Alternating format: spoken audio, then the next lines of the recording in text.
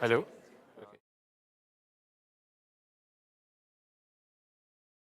Thanks. Thank you. I'm about to say Romans, but I won't.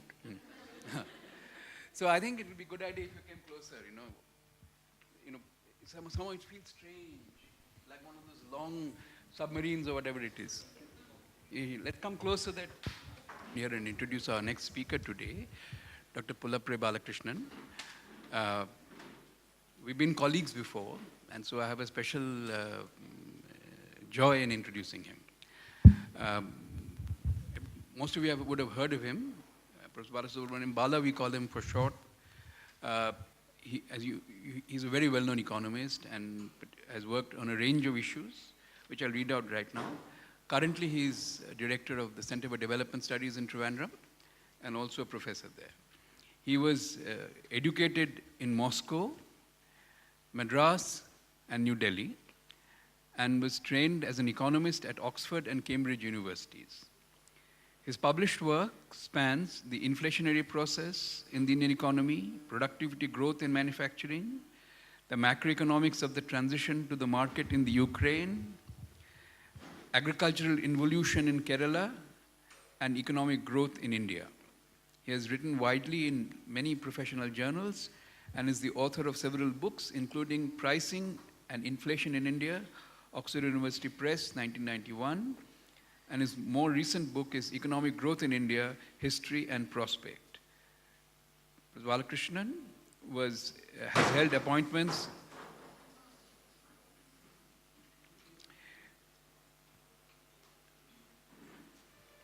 I'm stunned by that. Held appointments in the University of Oxford, in the Indian Statistical Institute in Delhi, the Indian Institute of Management at Kozhikode. He had also served as country economist for the Ukraine in the World Bank and has been a consultant to the International Labour Organization, the Reserve Bank of India, and the UNDP. And as I mentioned earlier, he's currently the professor and director at the Center for Development Studies in Trivandrum. And he also writes, apart from his scholarly writings, he also writes widely and engages in the public debate via his popular writings.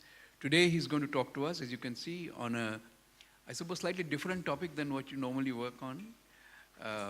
Mainstreaming the marginalized in development, conceptualizing the challenge in India. So, welcome.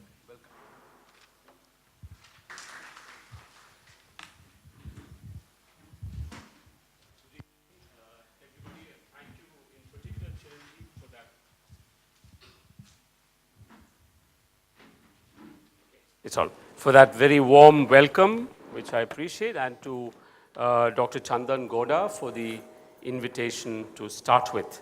Chinji was absolutely right. This is not an area that I have worked in. I basically do kind of applied economics on the macroeconomics of India. But I had an invitation, interestingly enough, from the Reserve Bank of India about a year ago to actually speak on this very topic. In fact, they just had mainstreaming the marginalized. In development is my edition because I wanted to put it in context. And when the invitation came, it was hardly appropriate to refuse, so I went on to speak about it, and then I have written a little bit about it. But I wish to also say that I think this is an issue which all economists, and in fact all Indians should be thinking about. So it is in that spirit that I've actually written this paper, which I'm going to talk to you about today. I'm going to read out a large part of my presentation and then present some slides which involve data. And then we'll have a discussion at the end if you feel up to that. It won't, I don't think I would need more than about half an hour to read my paper, but let me first read out the abstract for you. It is argued that it is capability which lies at the core of the nexus between freedom, opportunity, and development. Now it should be possible to see that the marginalized in a society are those who lack the capability set enjoyed by the mainstream. It is next argued that while India's constitution is in many ways impressive, its provisions are on their own inadequate to the task of mainstreaming the marginalized in the country. Finally, a proximate cause of India's failure to build the capabilities of its population is outlined and substantiated with data. It is concluded that the future of development in India, by now the world's third largest economy in terms of purchasing power parity, lies squarely in the space of politics. In the process, an assessment of the economic reforms as practiced in India since 1991 emerges. I'll come back to that later. Okay, now let me set this in a little bit in international context. There is a movement within democracies across the globe arguing for public policy to be judged by its inclusiveness. It is most evident in Brazil, India, and South Africa, but is also evident in the older democracies of the United States and the United Kingdom. Thus, there is a slogan, "No child left behind" in the United States, while the theme underlying India's 12th five-year plan, launched in 2012, is actually inclusive growth. In this paper is analyzed the challenge of mainstreaming the marginalized in India within the overarching theme of fostering development. It's important to realize that actually inclusive growth may be a new term, but the whole concern about including all the people of India in its future is an idea with a long history in India. It's not particularly recent at all. In fact, it is once again, long before the pursuit of inclusion as a criterion by which to judge public policy attained the prestige that it has today, the idea that the deprived should somehow be central to policy making had figured in the political discourse of the country. This is most evident in the lines from Jawaharlal Nehru's speech to the Constituent Assembly over August 14, 15, 1947, in which he saw Indian independence as an opportunity. Opportunity for what? I quote, "To bring freedom and opportunity to the common man, to the peasants and workers of India, to fight and end poverty and ignorance and disease, and to create social, economic, and political institutions which will ensure justice and fairness to every man and woman." Precisely because this project has yet to succeed, it does not render the Indian case study irrelevant. On the contrary, it brings a certain urgency to a study of continuing marginalization here, i.e. in India, one that can serve to show how to structure policy to achieve inclusion all over the world. Okay. I commence with an exploration of the relationship between freedom, opportunity, and development. Drawing on the work of Amartya Sen, I shall argue that at the core of the nexus between freedom, opportunity, and development is a notion of capability, which you are probably already familiar with. The marginalized, therefore, are those who lack the basic capabilities enjoyed by the mainstream. Although India's constitution is in many ways impressive, its provisions are on their own inadequate to the task of mainstreaming the marginalized. After pointing out what is needed to build the necessary capabilities, I conclude by a reference to some specific instances of governance failure and point out that the future of development in India now lies squarely in the space of politics. Okay, as may be expected, liberty and capability. I'm going to spend some time on these two notions. As may be expected, given the vision of the Republic held out by its founders, the Indian Constitution adopted in 1950 had in it provisions to address the marginalized. Provisions, which is not the same thing as a plan. That over 6 decades later, India is still concerned with this issue, suggests that these provisions, discussed below, or I shall discuss them, have not been universally enabling. India remains seriously challenged in terms of the low incomes of a substantial section of its population, the inadequate supply of public goods, and the low level of social indicators generally. I'm sure especially the students of development here are really familiar with many of these social indicators, and what I'm talking about should probably come naturally to them. But at the same time, I want to say, I shall argue about this towards the end of my paper. It's interesting that this perspective on India does not get sufficient, in my view, does not get sufficient attention in the public policy discourse. Of course, the most recent book by Dres and Sen, published about a month ago, actually brings it squarely to the forefront. In approaching the issue of mainstreaming the marginalized, it is necessary to start with a generic description of marginalization. I believe that we are guided in this task by the concept of capabilities proposed by Sen.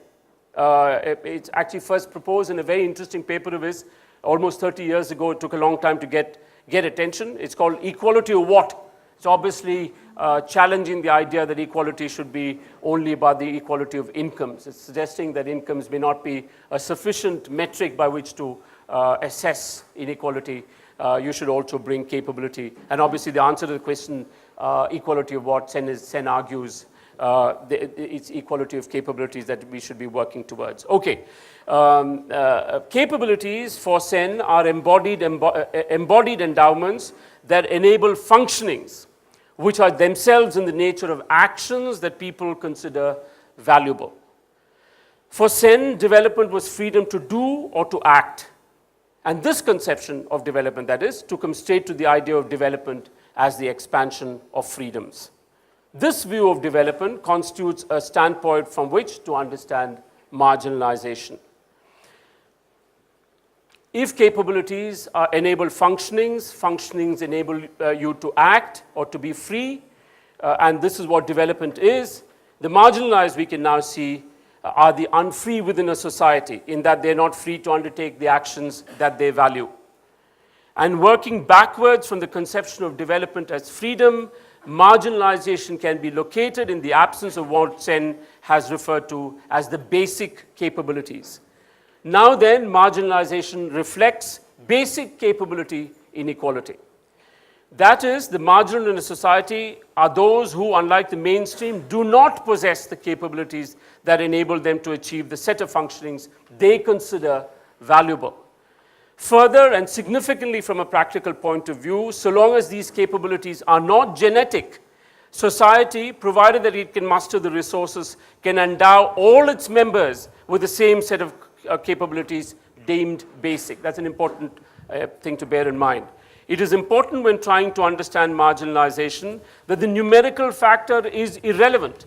The marginalized can well be the majority in a society, and it is not necessary to revisit apartheid-era South Africa to encounter such a situation. Some may argue that this is the case in India today, at least in certain dimensions, that the majority are actually marginalized. They do not have the capabilities that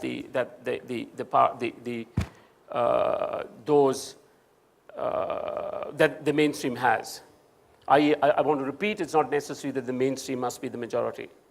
While some work may be required to describe to the last detail the capabilities that lead to the expansion of individual freedoms, it is argued here that it is education that contributes most to the building of these capabilities.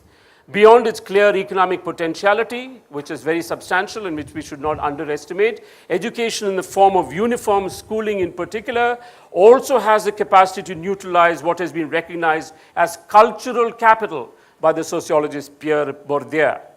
Those familiar with the Indian reality would recognize the role of cultural capital in reproducing marginality in this society. Adopting the premise of development as freedom, it can be seen that the distribution of freedom in society is closely tied to the distribution of capabilities among its population, or within its population, because it is the range of an individual's functionings that define the extent of his or her freedom. And these functionings are closely tied to capabilities. I now come to the central part of this section, liberty and capability. Although ably developed by Sen, this view of freedom actually derives from the work of the political philosopher Isaiah Berlin, actually quite a conservative philosopher, or not necessarily a very political one, radical one, though particularly brilliant nevertheless. Clarifying that he used the terms liberty and freedom interchangeably, Berlin had imagined two concepts of liberty, freedom from restraint and the freedom to do. The first he termed negative freedom, and the latter positive freedom. This compact formulation calls for some clarification. For Berlin, the notion of negative freedom was best understood as follows, open quotations, I'm normally said to be free to the degree to which no man or body of men interferes with my activity. Political liberty in this sense is simply the area within which a man can act unobstructed by others, close inverted commas.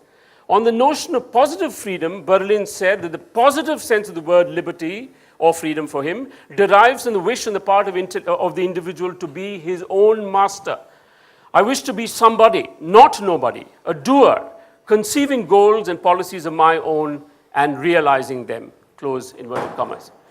Berlin's work has proved to be a minefield because he drew a distinction between notions of freedom, i.e. positive and negative freedom, that became central to the discourse on rights, justice, and welfare in at least one intellectual tradition. The intellectual tradition I'm referring to, I guess, is a liberal tradition of the West, within which, whether you like it or not, Sen's work is really located. We are now able to see that as there cannot be freedom to act so long as there are restraints, for Sen's idea of development to be actualized, both concepts of liberty are essential. Negative and positive freedoms are, as it were, the necessary and sufficient conditions, respectively, in the space of development. Each of these two notions of freedom comes with its own implicit role for the state. For negative freedom to prevail in a society, the state must act as a night watchman or traffic policeman to ensure that the liberty of an individual is not encroached upon. These terms are Berlin's terms, night watchman and traffic policeman. They're said basically, or at least I'm emphasizing them, to contrast it with what ought to be the role of the state when you're concerned with positive freedom. Yet Berlin left the answer to the question of the role of the state in the case of positive freedom open-ended, pointing out only that the notion of positive freedom had been used to rationalize authoritarian regimes in history. Berlin himself was a refugee from revolutionary Russia, Latvia actually, but from Russia overall. It is clear, however, that to endow individuals with capabilities, the state would have to be more than a mere night watchman. Agreement on the role of the state in development is, of course, unlikely to be attained easily. As has been stated, if development means the expansion of freedoms,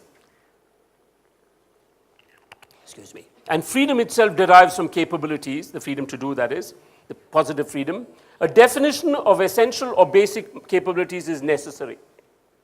Sen himself desisted from drawing up such a list, arguing that it ought to be left to a democratic process to arrive at the functionings a society considers valuable enough for its members to achieve.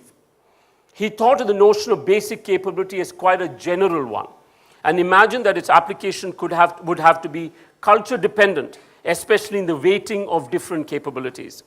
Other philosophers, such as Martha Nussbaum, while fully immersed in Sen's capability-based approach to development, have taken the view that a list is indispensable. Nussbaum actually drew up such a list. I'm not going to go into it. You can easily find it on the net. However, Sen, while refusing to be tied down to any particular set of capabilities, nevertheless provided an important insight to the question of how to deal with marginalization. As individuals do not come into the world rigged with capabilities, and resources are needed to equip them accordingly, i.e. with these capabilities, extending the basic capabilities across a population would require a collective commitment to the expansion of individual freedom. This is an important point, how individual freedom actually, in a strange way, depends on a collective commitment to those freedoms. Despite its idealistic ring, this is actually a practical suggestion, at least to me, it seems to me. And despite its idealistic tone, it's a downright economistic in inspiration. Collective or public action is needed to equip individuals with capabilities. If individuals could endow themselves, they would not remain marginal. That's an important thing to realize. That's why you need collective action to do this. This implies that empowering individuals requires what Sen has referred to as public action, or a collective effort, to put it simply, in a democracy. As for the inspiration from economic theory that previously I've just referred to a little while ago, a parallel may be seen between the need for public action in the present context, i.e. in the context of marginalizing, of mainstream the marginalized, and that of the appropriate response to market failure in an unfettered economy. I guess all of you know the idea of market failure, and when there's market fails, you need some kind of intervention, and that intervention is in the form of some either cooperative or public action by some central authority, such as the state.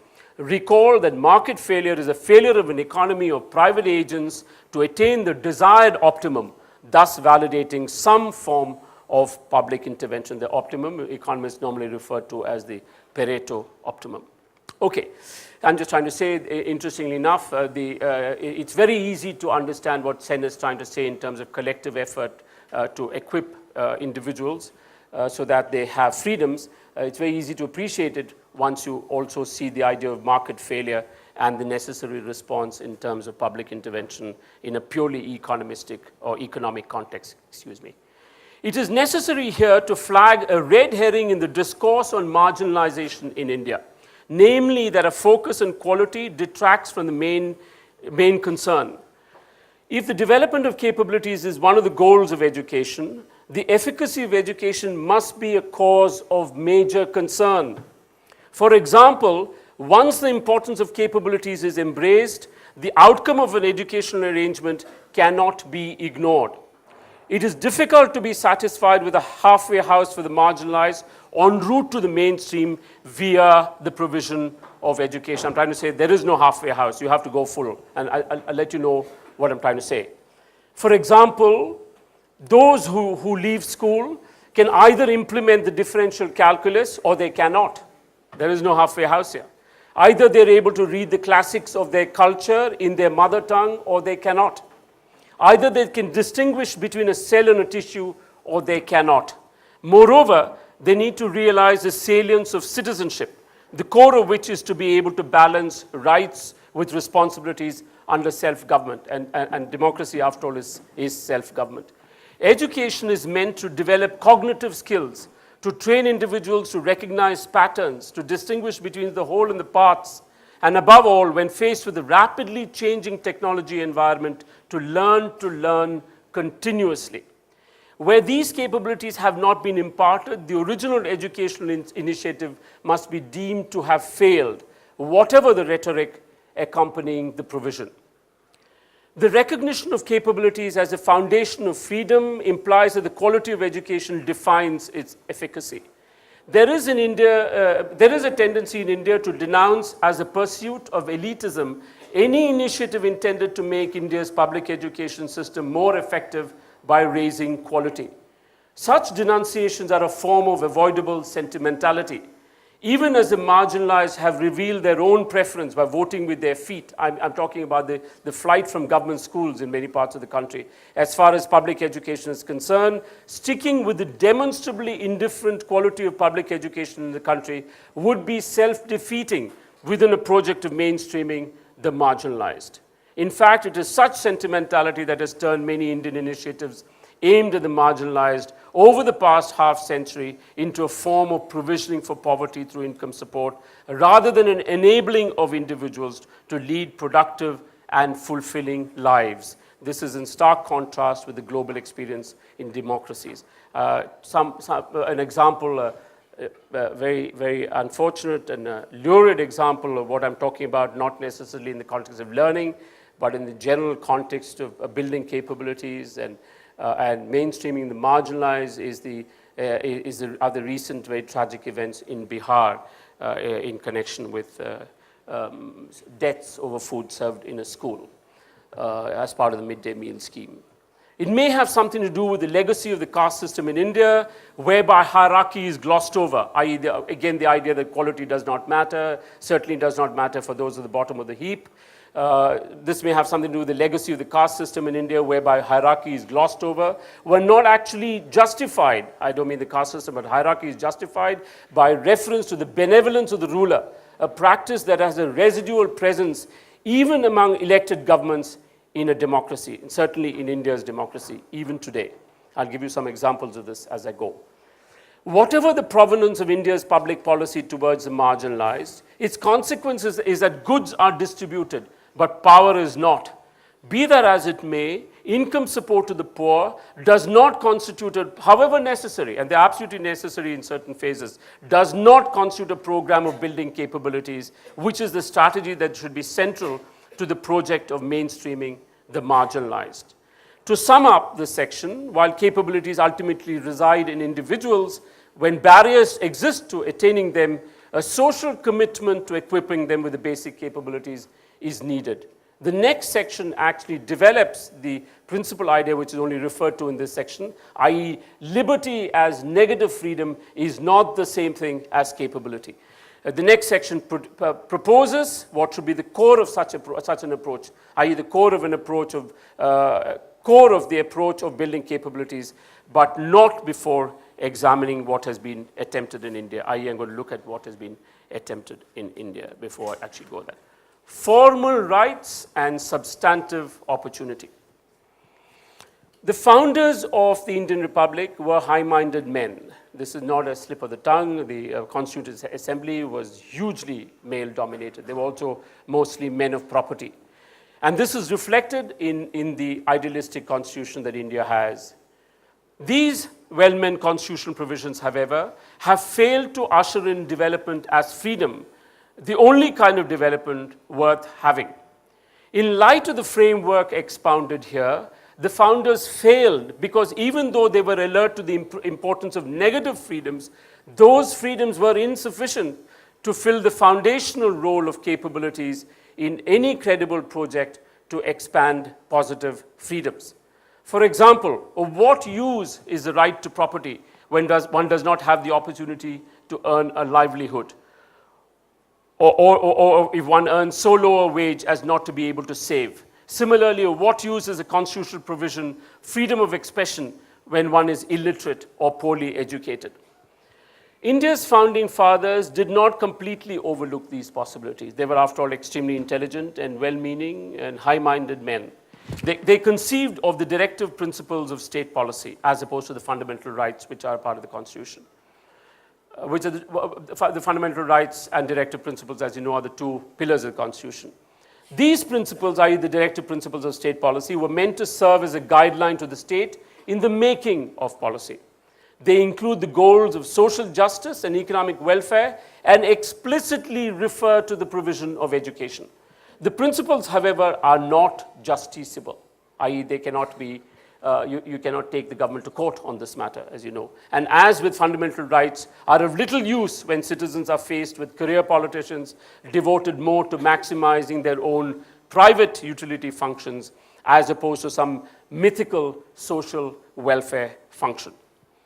It is now possible to see how India's constitutional provisions, whether in the form of the directive principles or the fundamental rights, may have proved to be inadequate. By placing them in the context of the discourse on development initiative by Sen, the latter, i.e. fundamental rights, are justiciable in that the violation of the rights may be challenged in courts of law, but they remain within the realm of negative freedoms. The directive principles can be invoked to build capabilities, but they're not justiciable. Thus, the Indian state, represented by its political class, cannot be reined in to act decisively in the desired direction. The directive principles are not of much use to the marginalized. Economists recognize this as a principal agent problem. The clearest instance may be in the context of corporate governance, and I'll come to that in a minute, but it bears applicability in the social sphere too. The principal agent problem can readily emerge in the governance of so vast and diverse a society as India's. However, the origins of the idea and its implications are most easily understood, as I've mentioned, in the context of corporate governance, and I'll spend a minute on that. And I think this casts very substantial light on the problems that we are facing in governing our democracy. Under contemporary capitalism, shareholding is widespread and firms are run by managers, i.e. they're not run by owners. Yeah, think of that. This feature, the economist Robin Maris had observed many decades ago, effectively separates ownership from control. Ownership is by shareholders, control are by managers. He, i.e. Maris, had identified this form as managerial capitalism as opposed to the entrepreneurial capitalism of the 19th century. I guess a slight wrinkle must be added to this by the early 21st century after the global financial crisis. We might call this money manager capitalism, at least in the economies of the West. The implication of managerial capitalism is that there is now no guarantee that the managers, who are the agents, will manage the firm in the interest of the principals, who are the shareholders. Under actually existing democracy, as opposed to some idealized form, the principal agent problem is an ever-present possibility. In a parliamentary democracy, citizens own democracy, so to speak, but it is the legislature that governs the country via permanent bureaucracy that in theory is accountable to parliament, but in reality is under no one's control. The conundrum, quis custodiet ipsos custodes, that translates into who will guard the guardians themselves, best captures the implication of such an arrangement. Coined before the beginning of the Christian era to encapsulate the challenge of enforcing marital fidelity, it has a direct bearing on the issue of governance, i.e. you put in place guards, but who governs the guards? As seen in the previous section, Sen asserted that there is no universally accepted measure of capabilities. He refused even to, has seen, or as stated is more correct on my part to say, he refused even to list any capabilities on grounds that agreement should be arrived at by a democratic process. However, poverty remains very high in India, that at least a third of its population is considered to be poor, according to a very low poverty line, indicates that a substantial proportion of the population is marginalized. This after 60 years of independence, during which unending pronouncements have been made about the rationale of economic policy being the eradication of poverty. It is now 40 years since Indira Gandhi coined the slogan Garibi Hatao, or eradicate poverty, meant to communicate the intent of the policies of her government, or meant to communicate the intent, the policies her government was adopting. While the economics of this failed experiment needs to be understood, the framework outlined here would have served to predict the outcome, i.e. the outcome that it did very little to actually eradicate poverty. The means adopted by Indira Gandhi were mainly draconian controls in the private corporate sector, combined with an extortionary tax rate rationalized as socialism. This by itself could do little to lift the poor out of poverty. In fact, the economy promptly contracted as private investment declined, as could have been predicted. In terms of the distinction drawn by Berlin, which I had referred to earlier, controls effectively restricted the area of liberty of the capitalists. That is, it constricted their negative freedom, but could do little to expand the positive freedom of the workers. This experience of dealing with marginalization should hardly be surprising. In a market economy, individuals have two livelihood options: to work for others or to work for themselves. While peasants are seen as working for themselves, this option is available only to those who own land. In a country with a low land-man ratio, peasants must seek employment or become entrepreneurs themselves. Capabilities endowed through education and training are crucial to whether they will be able to earn their livelihoods as successful entrepreneurs or as productive laborers for hire in the market. The persistence of poverty reflects the underinvestment in India in building capabilities that has plagued public policy here for over half a century. The final section of my paper is devoted to this issue. But first, the rest of this section offers a critical appraisal of India's approach towards marginalization during the past half century. Historically, there have been two approaches to dealing with poverty or marginalization in India. The first was prevalent in the 1950s when policymakers believed that the growing economy would lift the poor out of poverty. While the idea that growth was a necessary condition for poverty evaluation made good sense, the strategy could not succeed fully without the expansion of education and the upgradation of skills. More recently, the approach appears to have altered. Now the key word is inclusion, chosen to reflect the intent of public policy to mainstream the marginalized, the topic of our discussion today.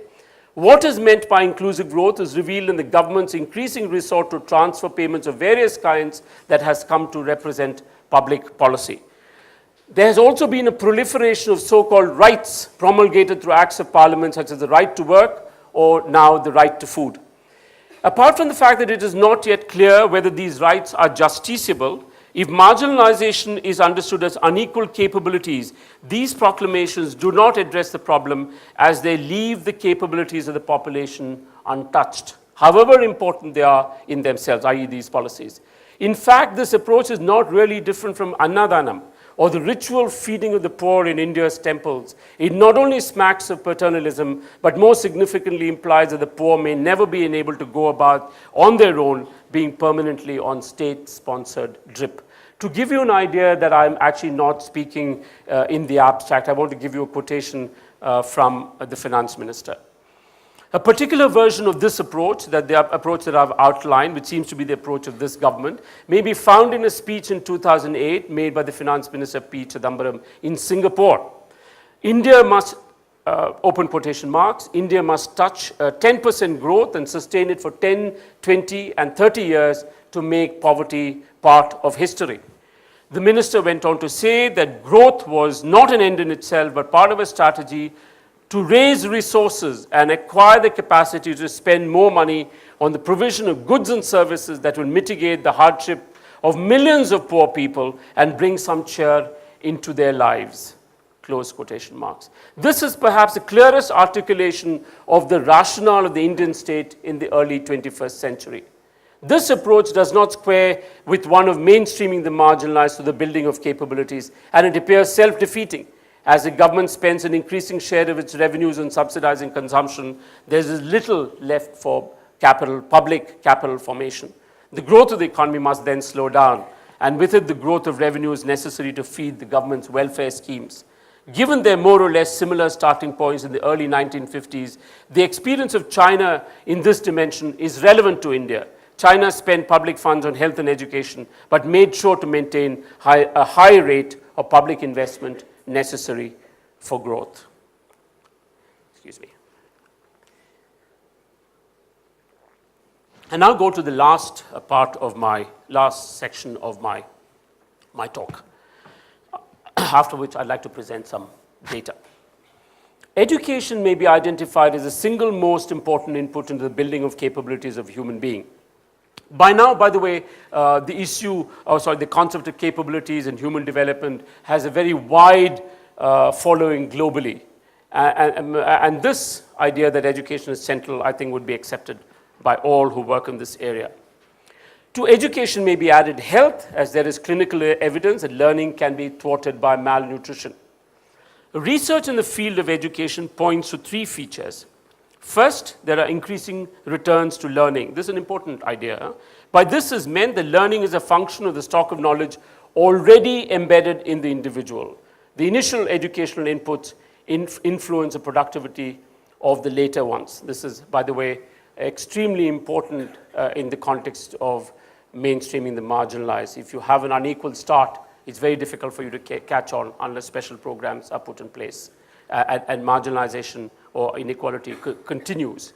Second, every early child development is crucial, as the development of neural circuits and the behavior that they mediate are most plastic at this stage, i.e. the stage of early childhood, and therefore most receptive to environmental influences, environmental as opposed to genetic. Third, a part of mental development is believed to actually be prenatal and therefore related to the health of expecting mothers. All of this adds up to the implication that some parts of an individual's capabilities are developed at a very early stage in the life cycle. This in turn has implications for educational policy, particularly for how public policy should be distributed across levels. Somewhat surprisingly, studies from the United States show that the rate of return to public spending being highest at the preschool level. It surprised me certainly. By the way, this is work done by a really top-notch, top-flight economist called James Heckman at Chicago, who towards the end of his professional life has turned to looking at very early childhood and has argued that the evidence in the United States that preschool is probably where it's all at in some ways. So it's a certainly very important element in determining how people do in later life, the attention that they get at the preschool level. Education has long been identified as a medium for the development of human cognitive skills. However, while cognitive skills may be paramount, there are also non-cognitive skills that are important, such as tenacity and perseverance. These are important for the individual, certainly, not to mention attributes such as motivation that should be included in the list of capabilities that may be counted as basic. These too can be inculcated, including tenacity and perseverance, if you have the right kind of schooling. randomized controlled trials conducted in the United States have shown that special school programs can make a difference in these areas, i.e. of developing tenacity, perseverance, motivation, all of which are important to how well you do in life. But there is a third dimension to be considered. Education, including play school, takes place during the period in a child's life when values such as empathy develop. Skills, both cognitive and non-cognitive, i.e. such as empathy, etc. Non-cognitive, such as motivation, perseverance, through spillovers, once again, skills, both cognitive and non-cognitive, through spillovers, and values such as empathy, by contributing to social cohesion, generate externalities that are not captured by the market. Social cohesion may be thought of as a public good, as we in India probably increasingly seem to be realizing. It has been demonstrated in economic theory that in the presence of externalities and vis-a-vis public goods, private provision may be expected to be suboptimal. This in turn suggests that there are sound reasons for the government to take a lead in such instances. It is very likely that because education is believed to generate externalities, education has been largely publicly provided in Western Europe and especially in the United States since at least the 19th century. Very recently, the economists Azim and Robinson have written a very interesting book called While Nations Fail. I want to refer very briefly to that. Acemoglu and Robinson make a very interesting point, which actually we haven't recognized sufficiently in India, and which was also not recognized in assessments of the socialist economies of Eastern Europe. Acemoglu and Robinson argue that one characteristic of successful nations is the equal or fairly equal distribution of power. That's an interesting idea if you think of it. Surely this is not unrelated to publicly provided, uniform, compulsory education. This arrangement, i.e. publicly provided uniform education, ensures a degree of equality of opportunity and brings about a sense of social cohesion, thus widening the cohort of stakeholders in the progress of a country. There is a potential virtuous cycle here. Of course, the movement towards a potential virtuous cycle here, right? Of course, the movement towards a more egalitarian provision of education, without sacrificing quality, I might add, requires a certain social transformation. This can be seen in the fact that the United States, France, and Russia, each in a widely differing region of the world, but sharing a fairly egalitarian school system, are united by history of revolutionary change, though of differing forms.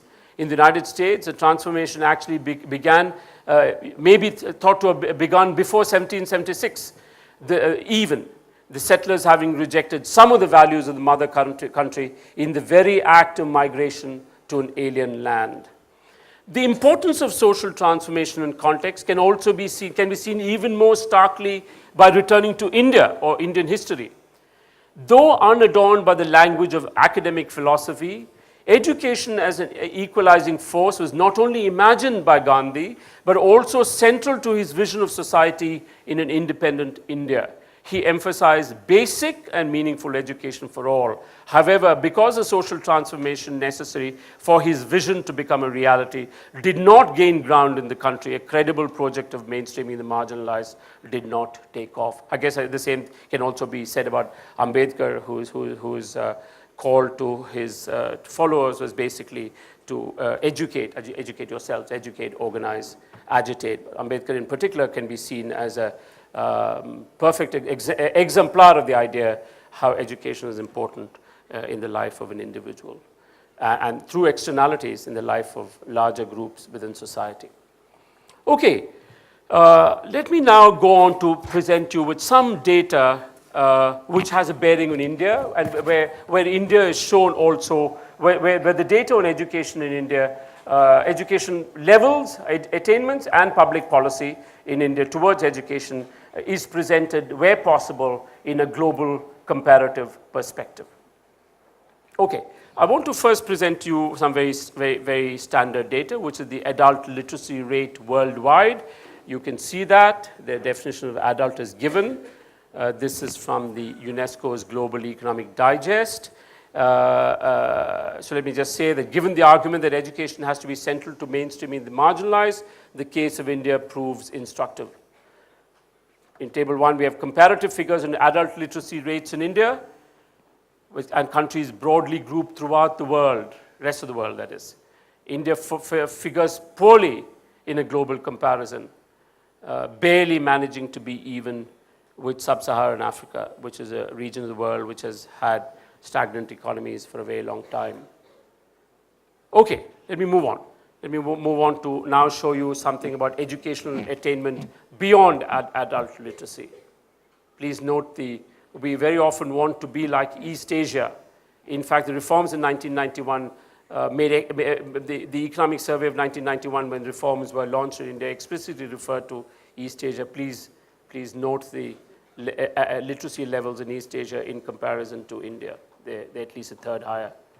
Okay, now let's look at the figure for educational attainment in India. And this is quite a lot of data. I will just refer to one statistic, and I'll tell you something about that in a global comparison. So this is the distribution of Indians by completed level of education. Yeah, it's from the NSS, and the data is for 2007. Table 2 looks at the distribution of population by educational attainment in India around 2010. Even in urban areas, less than a quarter of the population has been educated up to the secondary level. For rural areas, this figure is actually less than 10%. These are extremely low figures by global standards. Given the distribution of Indian population between urban and rural segments, one would expect the aggregate figure for those with secondary education or higher would be around 16%, i.e. rural and urban together. A comparative study would be useful. Taking the same indicator of educational attainment for the year 2000, the figures for China and Malaysia were 48% and 41% respectively. In China's case, therefore, 3 times India's. Viewed historically, the fraction of the population that completed secondary education in India in 2005 was less than half that in China in 1975. While China's advantage over India in the field of education should come as no surprise, that this advantage is shared even by Malaysia may be an eye-opener. I say even by Malaysia because Malaysia has not had dictatorships. It has had some form of democracy, and it had a level of income per capita lower than India's as late as the 1960s. There is also glaring gender dimension to be noted. In table 2, we see that at every level, and in both rural and urban areas, India's women fare worse than men in educational attainment. Okay, turning to the related issue of public provision of education, I'll take you to table 3. There's quite a lot of data here. It may be difficult for you to assess it in one go. So I'll just make one comparison. I'll really make a comparison of India with East Asia and India with the OECD economies or the Western economies and Japan. In table 3, we have comparative data on public expenditure as a share of GDP over 5 decades. Again, that public expenditure on education in India has generally been less than that of East Asia. Again, that public expenditure on education in India has generally been less than that of East Asia, is overshadowed by the finding that it was also lower than in the East Asian economies included in the table. I just want to say the East Asian economies included in the table haven't been chosen by me conveniently. They were the only ones for which a continuous data set was available. The African ones, not East Asian ones. East Asian ones, anyway, we have the most prominent ones. So all of this gives you some kind of idea about public provision for education. But what is probably most instructive is to see that public provision, this is very, very important, I think. Public provision for education is much higher than that of India's in the rich countries of UK, France, and USA, which would normally be associated or thought of as market economies, but public provision there is extremely high. Yeah, I think that's something which tends to get not looked at, and I think it's important to recognize that. Now, there is, after all, population and income. After all, India is a poor country. You might say, can you afford to spend so much in education? So let's try and look at a measure which corrects for population and income. So I take you to table 4, yeah, where a correction is made. Now this is it measures expenditure per student as a percentage of GDP per capita. This serves as an index of public expenditure in relation to the nation's capacity to pay for it. Yeah, capacity to pay, right? So you can't, it normalizes for income in some sense. And this again is for almost the same set of countries. The data show that spending, it's very important, the data show that spending on India for primary education is lower than in all countries in the panel except Bangladesh. Kenya, the only representative from sub-Saharan Africa on the table, spends substantially more per student in primary education in relation to its per capita income. But this is not the interesting part of the table. The interesting part of the table is something else, a kind of bias there is in public spending on education.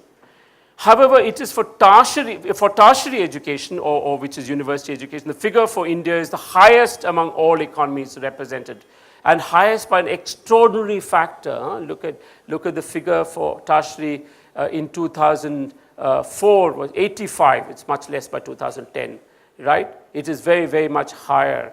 While interesting enough, in that particular year for Japan, it is substantially higher for primary as opposed to the tertiary levels of education. Even for those aware of the top-heavy nature of public spending on education in India, the factor by which spending per student at the tertiary level exceeds that at the primary level must come as something of a jolt, especially in a global comparison. In this context, note that in the United States and the United Kingdom, for example, public expenditure is higher for primary education than it is for tertiary education. The ranking is exactly the opposite in India, i.e. it is more for tertiary than for primary, and the factor is very substantial. India has clearly privileged the highest levels of education. The data presented so far then show that in a country where adult literacy in 2010 was around 65%, the pattern of public spending on education contributed little towards mainstreaming the marginalized. Finally, I just want to present you with some data which shed some light on the public-private what can I say, on the distribution of spending on education between the public and the private sectors globally. Partly because an argument is made in India that the problem is because the private sector does not spend very much. Let's look at the global picture. And the global picture again basically suggests, certainly at the school levels, in the countries that we have, France, UK, and the United States, public spending is much, much greater than private spending. Yeah, so it is actually even at the university level for some countries. I don't have Japan. I should have Japan here. I probably couldn't get data for all the years, which is why I don't have it. So this kind of interesting that even in these market economies, public provision for education is extremely high compared to India, and in particular public provision at the primary level, which is what really matters. Okay, so table 5 basically presents expenditure on education by public and private sectors.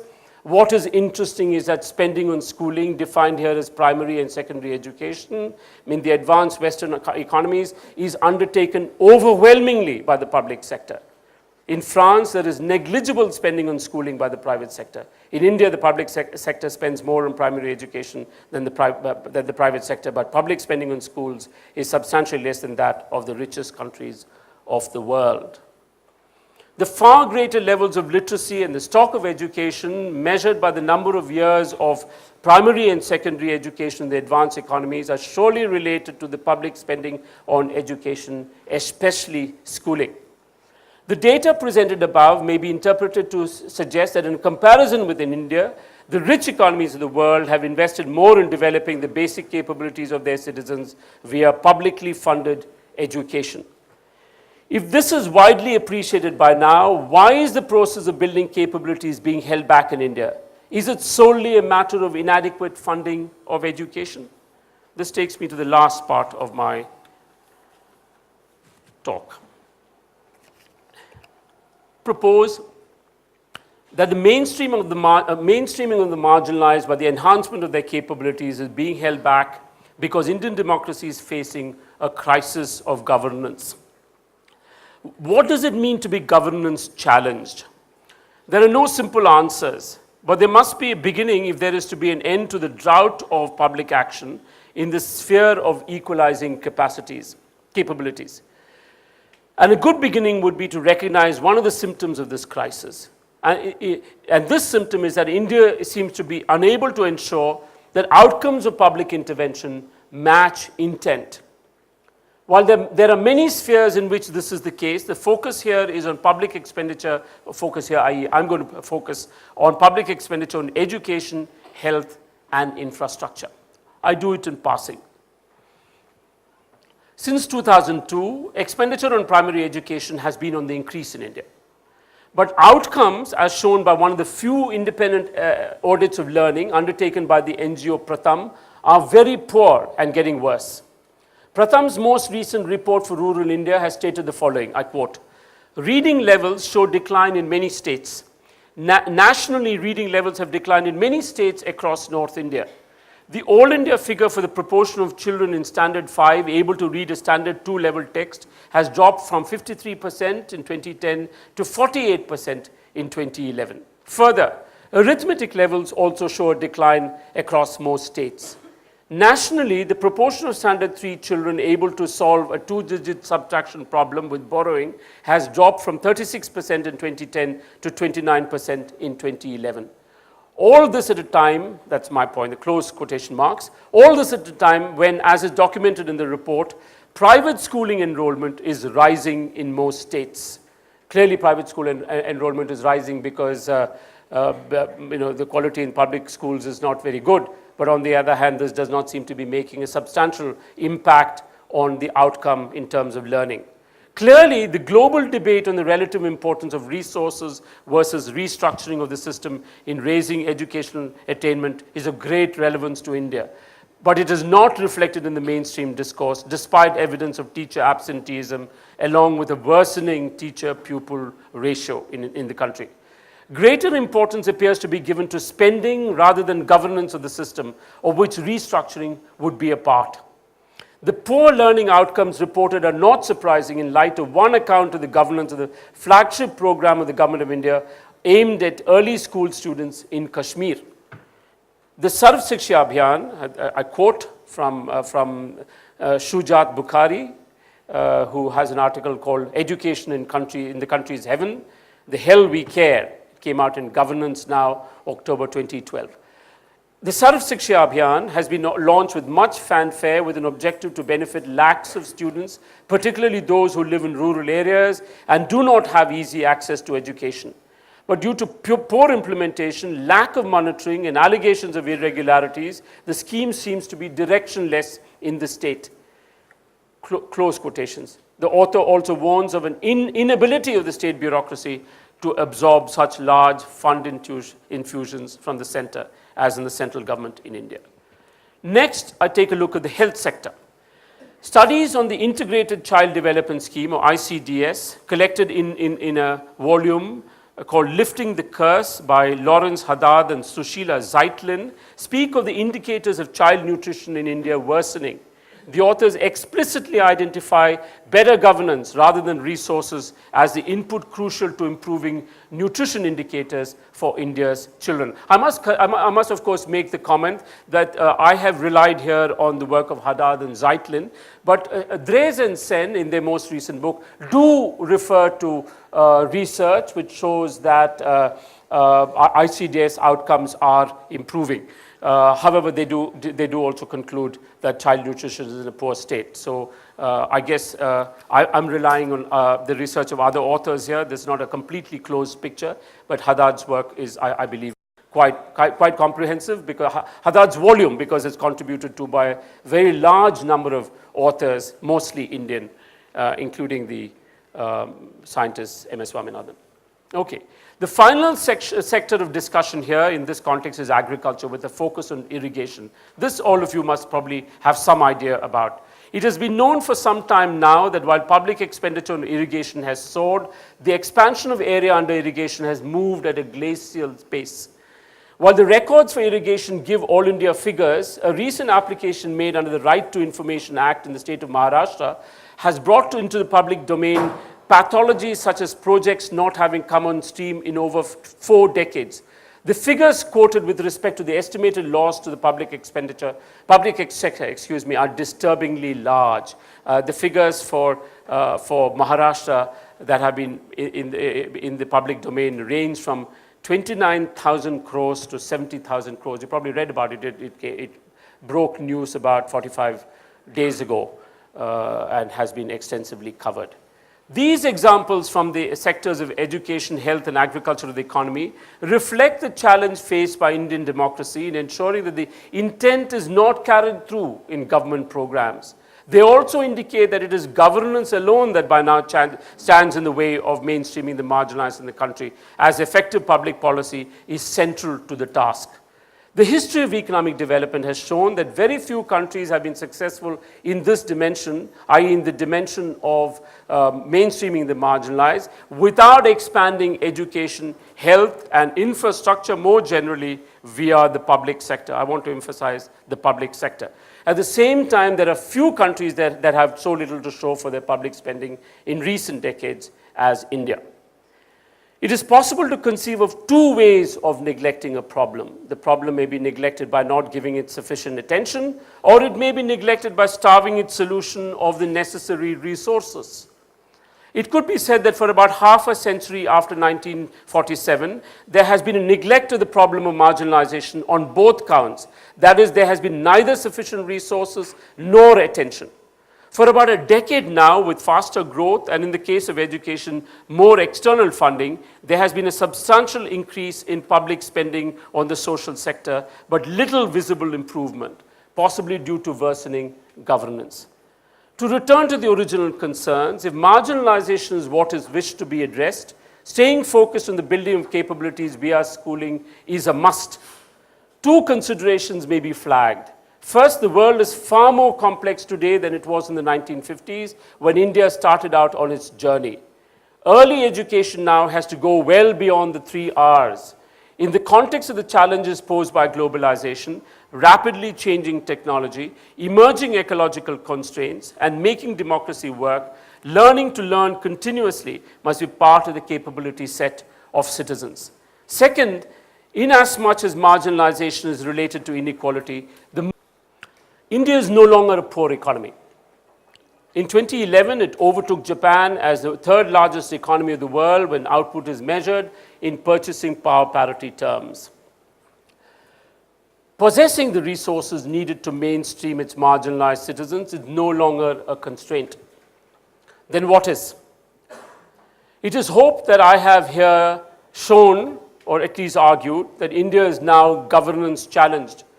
And second, I have provided one way of seeing this, namely in terms of the ability or inability to match outcome with intent in the public sphere.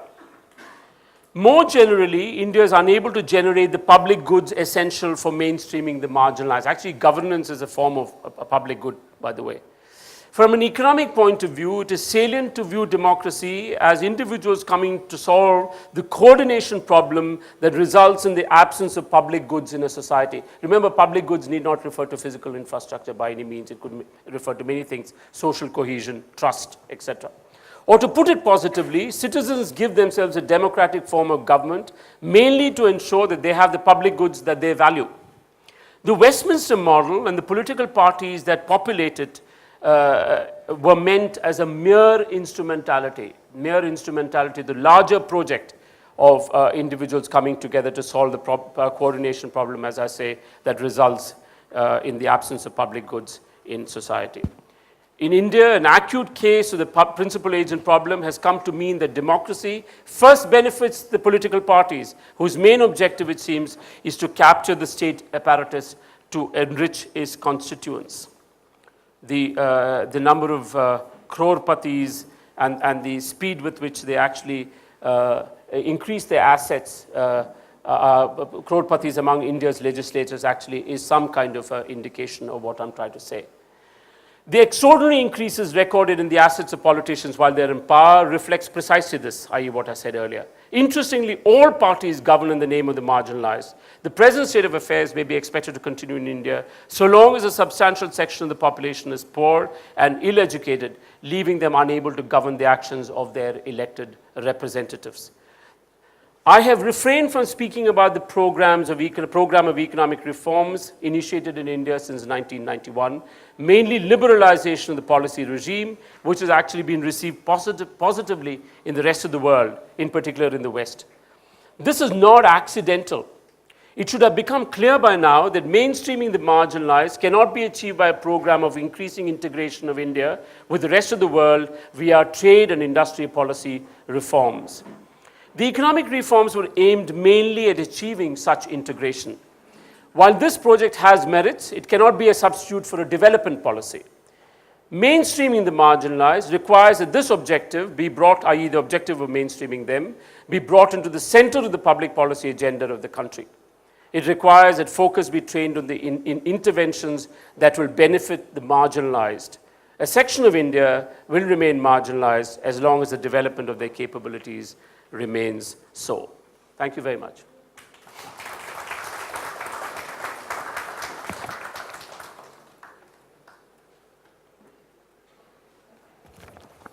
What Walt Whitman says here about the United States in the quotation from the preface to Leaves of Grass is probably true as much of India as of the United States. Okay. So I think there's time for questions now. Please ask your questions and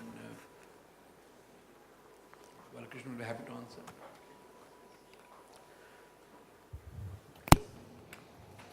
Sir, you used a very interesting term, mainstreaming. Interesting? It's a very interesting term, mainstreaming, the marginalized development. Sir, as I have perceived, the mainstreaming is something that you bring particular person to have same kind of equality or equal opportunity. Absolutely. Via capabilities, of course. Yeah. Not via laws. That's a distinction I make. So, yes. sir, my question is, resource is the resource which we have set for the mainstreaming, like what we have, the design, standard design of curriculum, education, or anything else. So the resource is very, limited.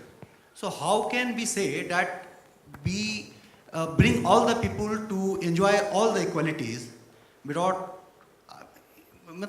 I mean to say that instead of mainstreaming, can we use the broad streaming the thing something? I get your point. I think I get your point. Can I answer? Yeah. Yeah? Okay.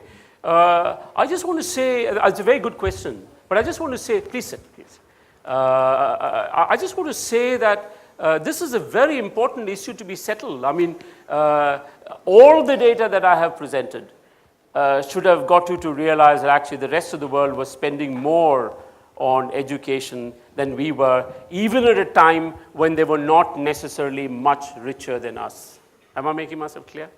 Right? That is a central point that I wanted to try and convey. So the argument of resources, at no point I think it is a reasonably good argument. Certainly not a good argument now. And I just want, since it's an excellent question that you've raised, let me just point, even within the spending, within public spending, I think it's important to look at the allocation. Please look at, certainly it's more dramatic for the 2004 period. Look at the factor by which spending per student in the tertiary sector exceeds spending per student in the primary sector. This is mind-boggling by global standards, yeah? Mind-boggling. I mean, so I think it's a very important question that you've raised. We should be thinking about it. But there is, by international comparison, there is no reason to believe whatsoever that we're constrained by resources. The rest of the world has spent more than us, even at a time when their incomes were largely in line with us. And much more importantly, we've clearly privileged higher education. And finally, a very important point that comes out It's emphasized with res and sen, but it's been in the press a great deal. P. Sainath has been writing about it in case you've been reading this. This is that the government of India decides to give tax concessions. These tax concessions are some incredibly large figure. The exact figure is, actually you get the exact figure if you're interested from the documents of the Ministry of Finance, but you'll get the exact figure also very readily in Dres and Sen's most recent book, or if you go on the net from Sainath's articles about a year ago. The argument certainly that at the primary school, sorry, I'm not putting this very well. At the primary level, we are constrained by resources, very difficult to, I mean, I haven't actually reduced it down to literally expenditure per student, but in global comparisons, it can be seen that we are spending too little. Let me just make a correction though, a corrective, not to what you said, but in general. I think the point that I want to make is that historically we have spent very little, but now we are spending much more, right? That is what the data really showed. Now we're spending much more, if you see table 2. But now we have an altogether different kind of problem that is facing us. Yeah? There's some kind of crisis of democracy. We're not able to, in this democracy, get outcomes to match intent, right? If you look at the figure for India, by 1990, it rises dramatically, little less than 50% as a share of national income. It's not by any means small. In particular for Sarv Shiksha Abhiyan, we have been spending quite a lot over the past 10 or 12 years. It's a bit of a shame that we had to take a loan from the World Bank to do that. It's an absolute shame. I mean, we should have been doing it much, much before that. But we started doing that. We're spending more. But the fact remains that the outcomes, and I read out the outcomes from Pratham's surveys, etc. So resources somehow doesn't, to me, is not a convincing argument. Let me just say that's what I said at the very beginning and the very end. India is by now the world's 3rd largest economy in PPP terms. It overtook Japan in 2011. Yeah. Next question, that side. Yeah, I'd be very interested to know, if you don't mind, who you are. And you, sir? Okay, very good, excellent. Yeah, and you? I'm Sanjana. I'm a student of MA Development second year. Right. Okay, so thank you for giving us this very interesting talk. So you said that we're facing a crisis of governance in India, and the problem is not with the resources, the problem is with the way that they are being handled and the way that they, like from the allocation to the implementation. Certainly as far as the primary education or schooling is concerned. Yes. Yeah. And you also went on to say that the reason that we're having this crisis of governance is that people are not capable enough to hold those who are allocating resources and implementing the programs accountable. And you said that part of making them capable yes, is increasing these educational outcomes. So it's sort of like a yes, circular yes, chicken yes, and egg loop. yes, yeah, there is. So, absolutely. Also, another thing which you said was that it's a capabilities-based approach and not a rights-based approach, which I didn't say it's not a rights-based approach, but you can. I mean, which you see as better, like you see a capabilities-based approach as better than a rights-based approach. Let me put it there. I believe a capabilities-based approach is essential. Okay. I don't want to make the thing of rights-based. So I'm not sure I want to be drawn into that because that's okay, complex and it's not. It is complex. Yeah. To what I'm talking about, that is not important. That distinction is not so important. As much as the fact that capabilities are absolutely essential, and I believe that only public provision can really provide it on the scale at which we need it. Yes. So what I'm trying to ask you yes. to comment upon is yes. that, I mean, given this sort of circular chicken and egg loop sort of thing, I think of the passing of certain rights-based bills, or like the right to education, the right to food, whatever, as sort of trying to break this circular thing. What do you think? I don't see that sufficiently, frankly. Let me tell you, it is absolutely correct that if you have a population which is ill-educated, ineffective politicians can get away a little more easily than otherwise. But the general problem of governance in democracies remains exactly as because for the simple reason that the populace is dispersed, right? The executive is concentrated, right? So now, do all the people, does the majority of the people in the United States want drones to bomb Afghanistan? I don't know.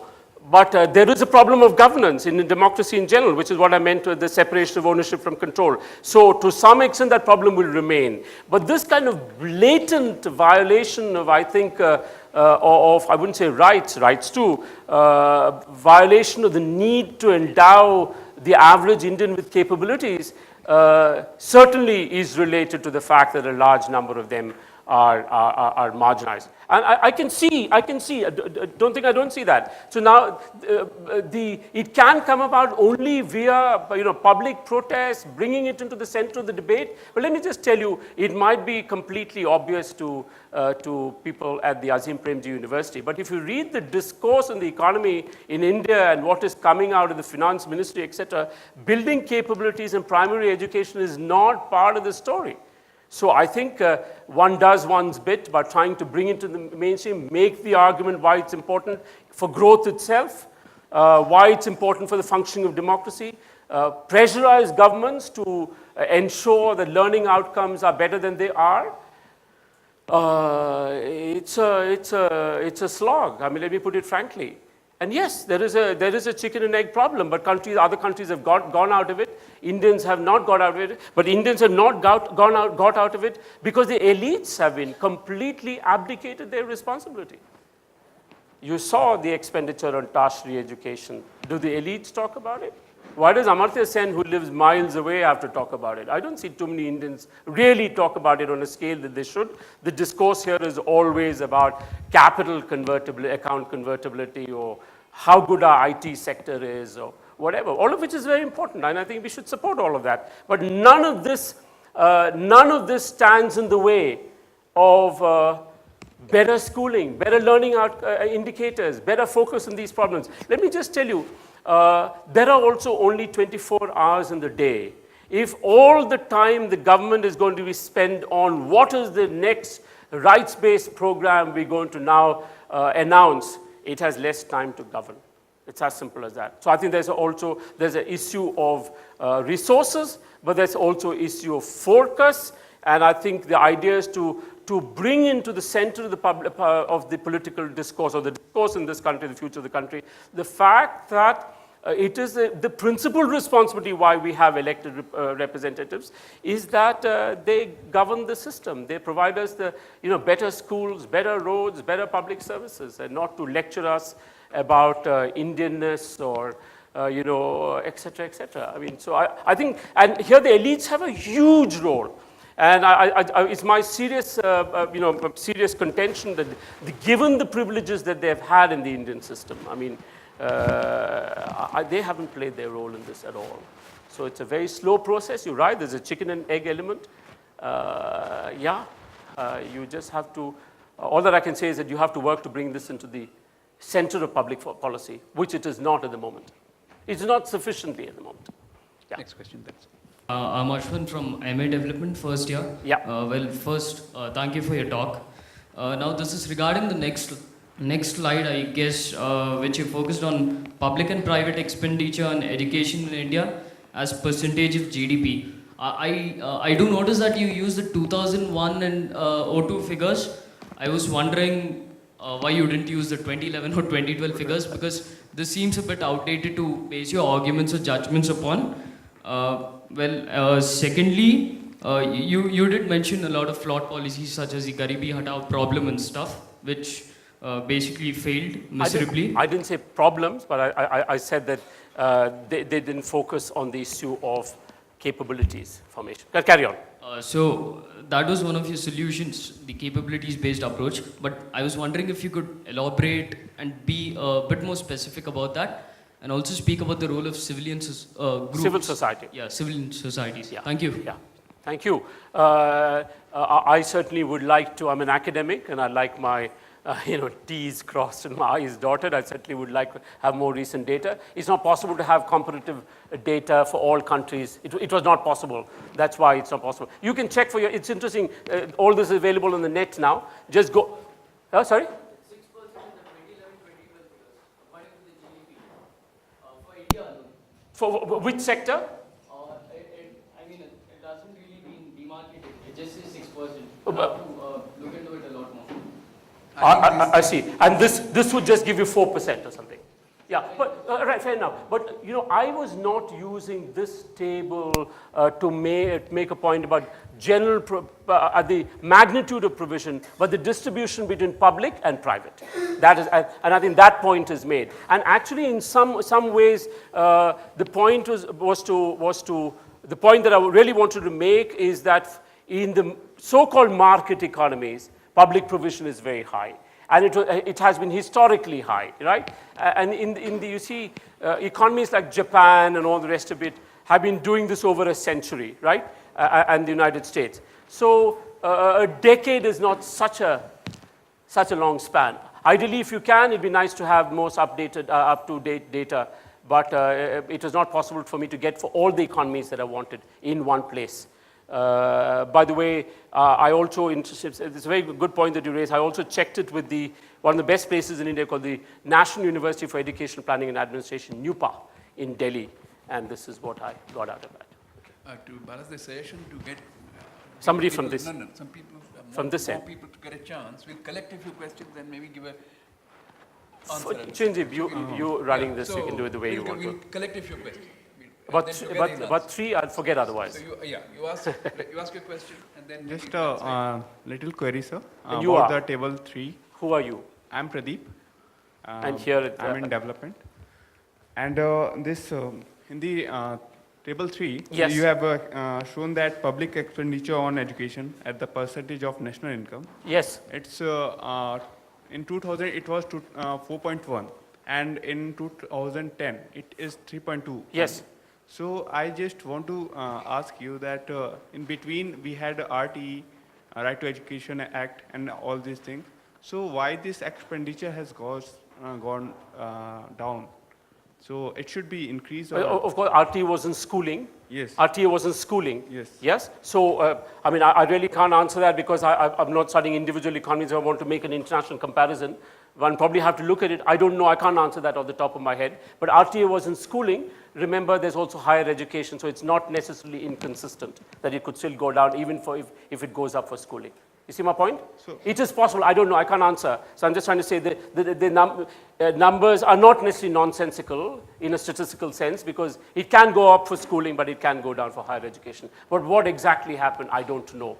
But also in the context, I was not particularly interested in that. I really want to make the comparison. The point that I want to make from this table is essentially that historically we have spent low, historically, in relation to other countries, and of late it has been increasing.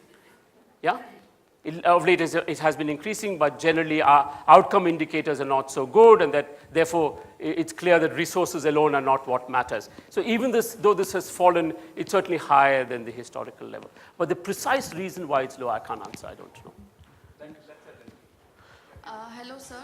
Yep, hi. Hi. My name is Amrita. Hi, Amrita. I've just joined the program on education. Uh-huh. My question was basically, since we're talking about capabilities as a way to development, I wanted to understand how increasing public expenditure, and I understand that marginalization or mainstreaming of the marginalized population would require extensive support. But on the other hand, I would also think that in providing extensive support to the point of almost supporting like every stage of their life kind of decreases their capabilities, kind of creates this immense dependency syndrome.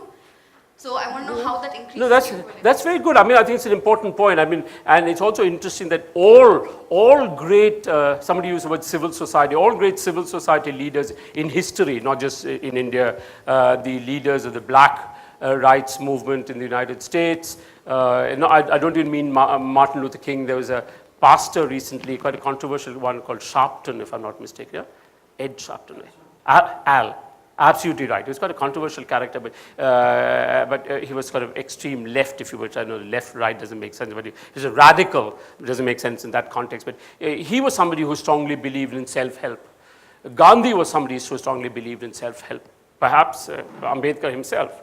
Educate, I mean, was his first, the educate, organize, agitate. Educate was important. So self-help was very important, and I cannot agree with you more. But what we are talking about, etc., is certainly not cradle-to-grave welfare. I'm not particularly for it as an economist myself. We are just talking of decent schooling where people have, develop reading, writing, arithmetic. And please remember, please recall the figures that I gave you from Pratham's assessment of schools and, class 5 kids not being able to read class 2 material, class 6 kids not being able to do mathematics, arithmetic, not mathematics, for class 2. That's what we're talking. We're talking basic preparation for life in terms of schooling. It is certainly not an argument by any means for welfare. In fact, the argument I'm making is precisely that maybe in India we've gone too far in the direction of welfare as opposed to building of capabilities. That's what I was saying last, right? All these, I'm nothing against them, rights-based programs, et cetera. So I'm certainly not somebody for, supporting somebody silly, to use it loosely. But I'm making a simple argument which is probably have wide agreement that the development of capabilities let's start from the very beginning. The marginalized don't have the same set of capabilities as those in the mainstream. The building of capabilities does require education as a central role in this, has a central role in this. And historically, public provision has been the route to it. Whether you look at Eastern Europe, including Russia, whether you look at the United States and Western Europe, whether you look at Japan, public schooling has really, publicly provided schooling has led the way. And I'm just making the point that in India, public provision has historically been low. Now it has increased, but it's still not very high by global standards, but it's increased, but we seem to now run into some other kind of problem that we're not able to govern the system in terms of outcomes. So. I'll think about that further. Another question I had was with regards to governance, wherein what with all the Panchayati Raj Act and decentralization and devolution, not so much, but more decentralization in terms of on paper.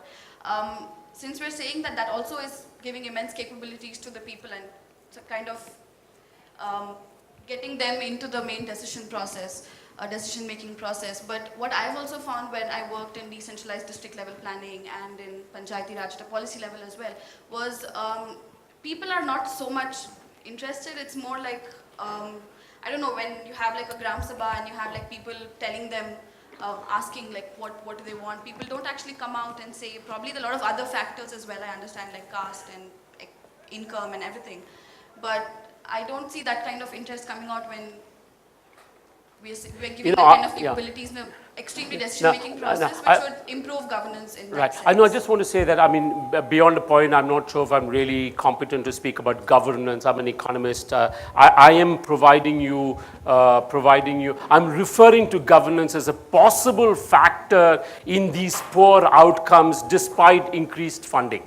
That's the way I'm bringing governance into the picture.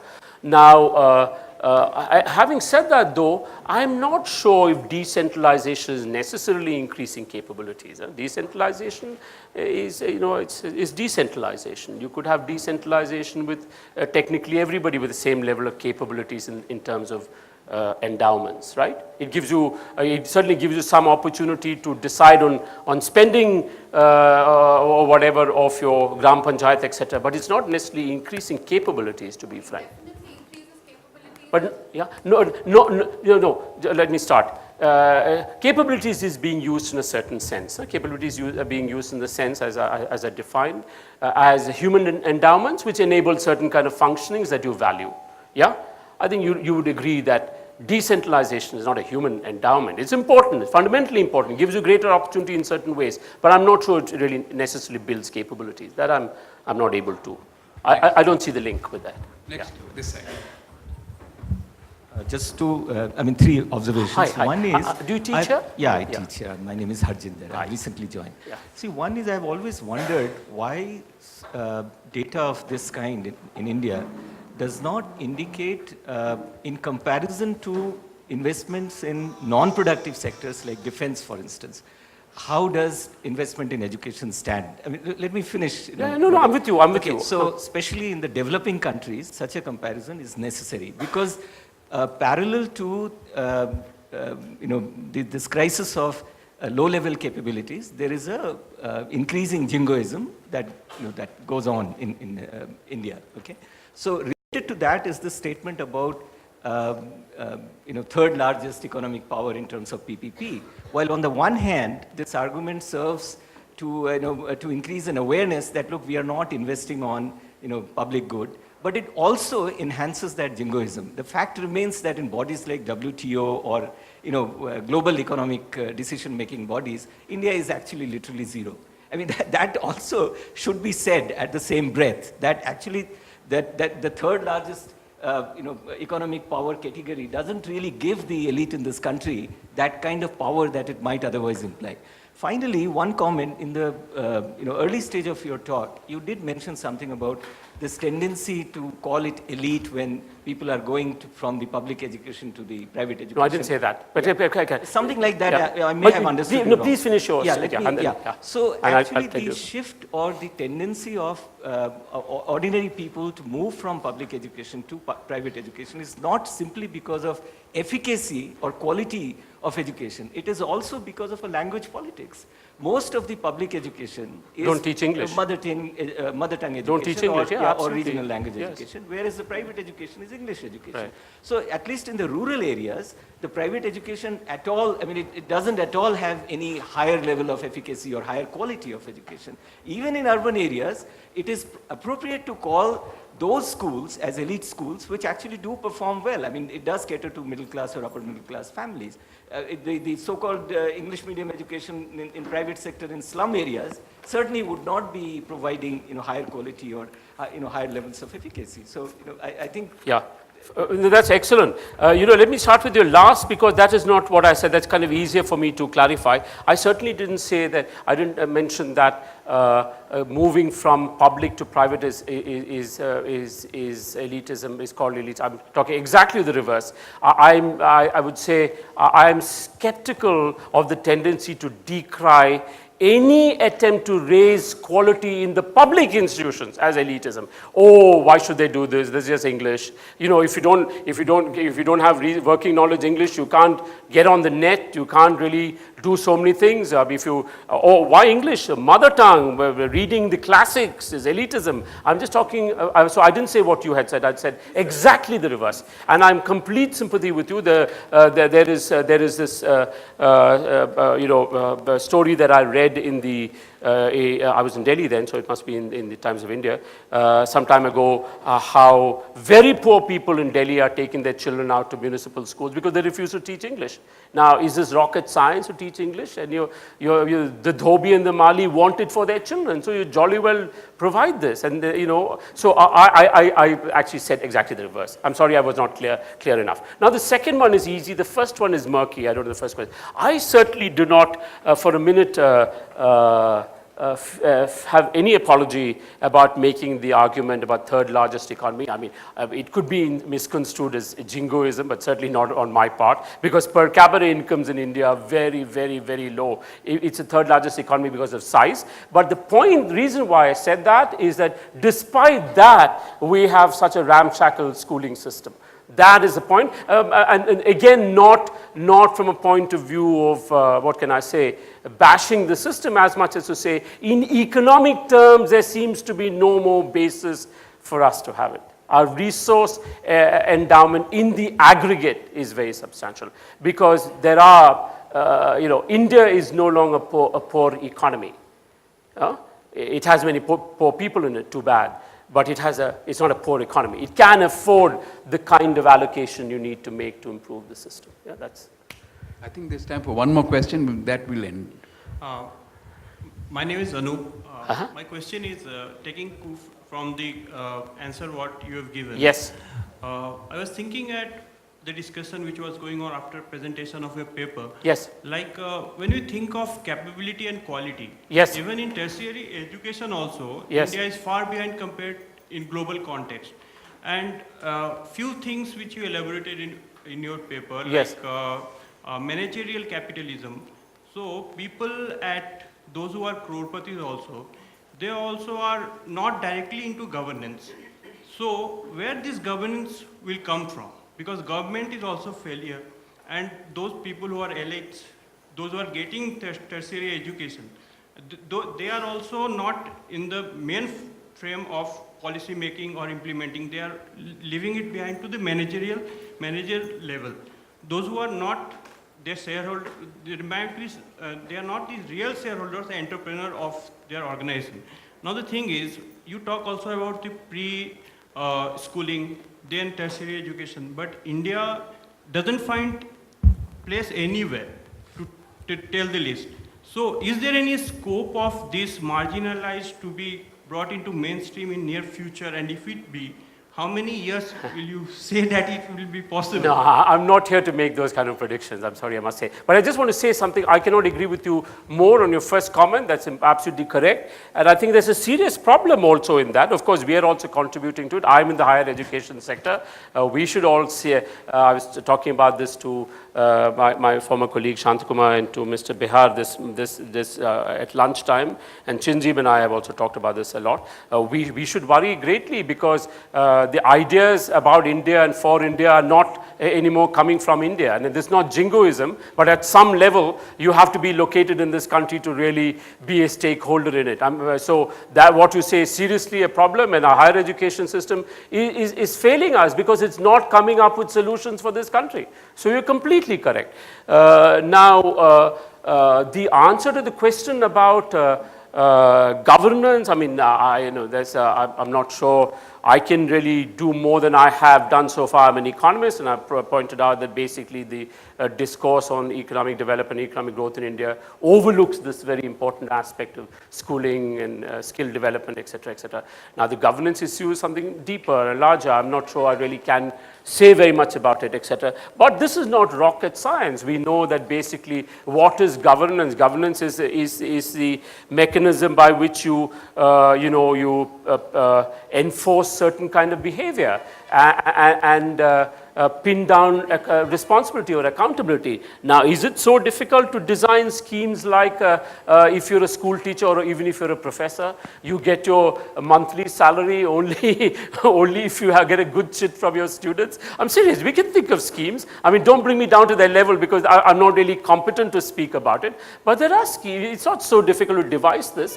We are abdicating responsibility. We're not willing to think of any change in the system apart from constantly complaining about it. So these are all possibilities. Let me give you a small example. In the institute where I work now, we have a system of student evaluation of courses, not feedback. We're not selling soap. So the student is evaluating the course and the student is evaluating the lecturer, excuse me. And these go up exactly when the student results are announced, which is within 1 week of the exams being over, which by national standards is not a bad deal. So I'm just trying to say, you can think of governance systems, and the governance is not such a black box. It's a way of enforcing certain kind of desirable behavior, which is democratically arrived at. Most people want their children to know the differential calculus very well by the time they're in class 10. They want them to read in their mother tongue. Please listen to me. This is not elitism. It's not English. They can't. Kids can't read Malayalam properly. The Sense Pratichi Trust says that they can't read Bengali properly in Bengal. These are outcomes which we can easily enforce on teachers. It's not an impossible thing. The larger governance thing, I think some kind of political economist is probably in a better position than I to really talk about. But as an economist, my point is to really point out that the growth process in India is going to be constrained if we're not going to have people with greater capabilities. And the constraint on that is no longer resources, but it seems to be something else which I call governance. That's what I tried to do in this lecture. Friends, I know there are lots of questions that are unanswered. I know they have plenty of questions, but we've run out of time. And so on behalf of all of us, please join me in thanking Professor Balakrishnan for coming. Thank you, sir. Thank you very much. Thank you. You can ask us now. You can come and tell us what you wanted to ask.